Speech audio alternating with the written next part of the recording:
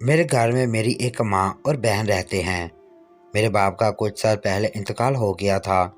اس کے بعد میں نے ہی اپنی بہن اور ماں کو سنبھالا۔ 2 سال پہلے میں نے اپنی بہن کی شادی کر دی۔ میری بہن کے جانے کے بعد گھر سونا ہو گیا، تو ماں نے میری شادی کرنے کا بھی سوچا۔ اس لیے انہوں نے میری خاطر لڑکیاں دیکھنا شروع کر دیں۔ بہت ساری لڑکیاں دیکھیں، لیکن کوئی بھی لڑکی ان کی پسند کے مطابق نہیں تھی، مگر انہوں نے بھی لڑکی دیکھنا جاری رکھا اور بالآخر انہیں میری خاطر اپنی پسند کے مطابق ایک لڑکی مل گئی۔ شاید میری ماں کو وہ لڑکی اتنی پسند آ گئی تھی کہ انہوں نے جٹ منگنی اور پٹ بیاہ کروا دیا۔ میری بیوی بہت خوبصورت تھی، چھوٹی چھوٹی باتوں پر ڈر جاتی، لیکن اپنے ڈر خوف کے علاوہ وہ بہت زیادہ معصوم تھی۔ شاید ماں نے اس کی معصومیت دیکھ کر ہی اسے میرے لیے چنا تھا، لیکن اس کی ایک عجیب عادت جس نے مجھے ٹھٹکنے پر مجبور کر دیا۔ میں جب بھی گھر آتا تو میری بیوی مجھے دیکھ کر ڈر جاتی اور فوراً اپنی قمیض کے دامن کو چھپاتی ہوئی صحن میں آتی اور اس پر مٹی ڈالنے لگ جاتی، جیسے کچھ صاف کرنے کی کوشش کرتی ہو۔ میں اسے پوچھتا تو وہ کہتی، مجھے مٹی کی خوشبو پسند ہے، آپ تو بس وہم ہی کرتے رہتے ہو۔ میں حیران ہو جاتا، بھلا مٹی کی خوشبو کو پسند کرنے کا یہ کون سا طریقہ ہوا کہ مٹی کو دامن میں ہی ڈال لیا۔ مٹی کی خوشبو مجھے بھی پسند تھی، لیکن مٹی سے اپنی پسندگی کا اظہار کرنے کا یہ طریقہ مجھے کچھ سمجھ نہیں آیا۔ لیکن خیر، 1-2 بار میں نے اس کی حرکت کو اگنور کر دیا۔ مجھے لگا کچھ دنوں بعد وہ بالکل ٹھیک ہو جائے گی، مگر اب وہ ہمیشہ ہی ایسا کرنے لگی، تو مجھے بھی کچھ شک ہونے لگا۔ آخر وہ میرے آتے ہی اپنے دامن میں مٹی کیوں بھر لیتی ہے؟ اس کی کیا وجہ ہو سکتی ہے؟ ایک دن میں نے آفس جانے سے پہلے اپنے کمرے میں خفیہ کیمرہ لگا دیا اور آفس جا کر سارا دن بیوی کو نوٹ کرتا رہا، مگر یہ دیکھ کر تو میں اتنا شرمندہ ہوا کہ میری بیوی تو نمازی اور پرہیزگار ہے۔ میں خوشی خوشی گھر آنے لگا تو ایک نظر بار کے کیمرے میں دیکھا تو پیروں تلے سے زمین نکل گئی، کیونکہ میری بیوی کی 5 انگلیاں مڑ کر ہاتھ کمر کے پیچھے جا رہا تھا، گردن بھی ٹیڑھی ہی رہی۔ میں سمجھ گیا میری بیوی کو مرگی کا دورہ پڑ رہا ہے۔ میں نے جھٹ سے اپنی ماں کو فون کیا تاکہ وہ جلدی سے ڈاکٹر کو فون کریں اور میری بیوی کی حالت سنبھل سکے۔ کچھ دیر بعد میں گھر پہنچ گیا۔ ڈاکٹر مجھ سے پہلے ہی گھر پہنچ چکا تھا۔ انہوں نے میری بیوی کو انجیکشن لگا دیا اور وہ اب سکون سے سو رہی تھی۔ میں اپنی ماں کو ایک الگ کمرے میں لے گیا۔ میری بیوی کو مرگی کے دورے پڑتے ہیں، یہ آپ نے مجھے پہلے کیوں نہیں بتایا؟ لیکن میری ماں تو مجھ سے بھی زیادہ حیران تھی۔ انہوں نے لا علمی کا اظہار کر دیا۔ انہوں نے کہا کہ مجھے اس بارے میں بالکل بھی خبر نہیں تھی۔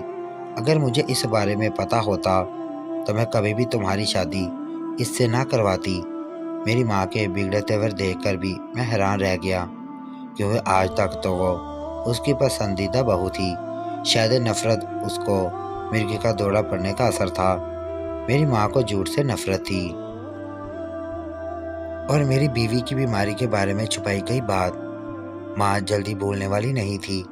اگلے دن میری بہن روتی ہوئی گھر آ گئی۔ اس کا شوہر بہت زیادہ غصے میں لگ رہا تھا۔ میری ماں کے ساتھ میں بھی حیران رہ گیا۔ میری بہن اپنے گھر میں بہت خوش تھی، پھر آج روتے ہوئے کیوں آ رہی ہے؟ اسے اپنے گھر رکھو اور اس کا علاج کرواؤ۔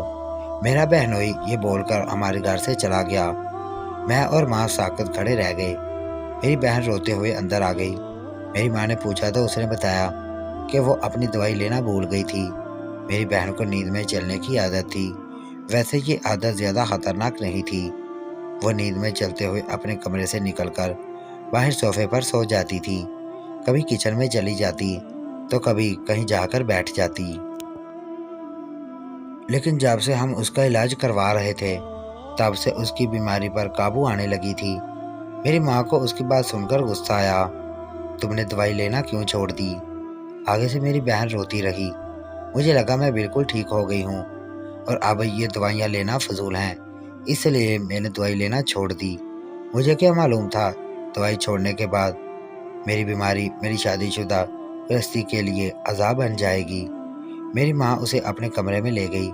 صبح سے اس کا علاج دوبارہ شروع کروانے کا فیصلہ کیا، لیکن میں بہت حیران ہوا۔ اگر بیوی بیمار ہو تو کیا اسے میکے چھوڑ دینا چاہیے؟ میں اپنی بیوی کے پاس آیا، جس کی حالت ایک دن میں نچوڑ کر رہ گئی تھی۔ میں خاموش ہو گیا۔ اسے کھانے کا پوچھا تو اسے نفاقت زدہ لہجے میں منع کر دیا۔ صبح جا کر میری ماں میری بہن کی ادویات لے کر آئی، لیکن اس کے ساتھ پورے گھر میں تماشا بھی کھڑا کر دیا تھا۔ ان کا کہنا تھا کہ جب ان کی بیٹی بیماری کے بعد اپنے میکے میں آ کر بیٹھ گئی ہے تو ان کی بہو کو بھی سسرال میں رہنے کا کوئی حق نہیں، وہ بھی اپنے میکے جا کر رہے۔ مجھے اپنی ماں کی سوچ پر شدید حیرت ہوئی، جس بہو کو وہ اتنے ارمانوں سے بیاہ کر لائیں، اب ذرا سی بات پر گھر سے نکالنے کی بات کر رہی ہیں۔ آج پہلی بار میں نے اپنی بیوی کے حق میں اور اپنی ماں کے خلاف بولا۔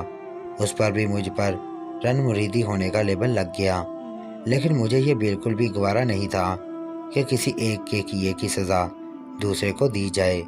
اس کے بعد میری بیوی کے ساتھ میری ماں اور بہن کا رویہ تھوڑا سخت ہو گیا۔